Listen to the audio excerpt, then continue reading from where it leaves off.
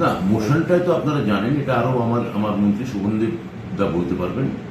উনি মোশনটা তুলেছেন। মোদ্দা কথা আমার যেটা মনে হয়েছে যে কেন্দ্রীয় স্তরে নিট পরীক্ষা নিয়ে যে পরিমাণ অভিযোগ, অস্বচ্ছতা এবং দুর্নীতি ইতিমধ্যেই গোটা ভারতবর্ষ এটা নিয়ে আলোড়িত হয়েছে, সেটা একটা ভয়াবহ ঘটনা। এইটাই বিধানসভার ওই মোশনের মূল আলোচ্য বিষয় ছিল। এবং জয়েন্ট কি ফিরিয়ে আনার দাবি করছেন স্টেটের হাতে? এটা তো আমি অনেকদিন আগেই বলে দিয়েছি। এটা আজকে নতুন আমি বিধানসভায় বলেছি তা নয়, এটা আগে গণমাধ্যমকেও বলেছি আমি। এটা এর আগে এটা নিয়ে খবরও হয়েছে।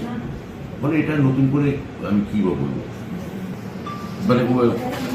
কি কেন বললেন এই কথাটা মাথায় ঢুকলাম না। আমার মন্ত্রী শোভনদেব চট্টোপাধ্যায় খুব ঠিকভাবেই বলেছেন যে এটা মহামতি গোখলের এই কথা, এইভাবে বাঙালিকে ব্যঙ্গ করে, বিজেপি বাঙালিকে ব্যঙ্গ করে, বাঙালিকে অপছন্দ করে, কিন্তু এই পর্যায়ে নিয়ে যাবে সেটা খুব দুর্ভাগ্যের। কেননা যেটা বলতে চাইলেন যে বাংলায় যদি দুর্নীতি হয় তাহলে কেন্দ্রীয় সরকার কেন করবে না, এটা যদি মূল কথা হয় তাহলে ওরা স্বীকার করে নিচ্ছে যে হ্যাঁ ওরা দুর্নীতিগ্রস্ত।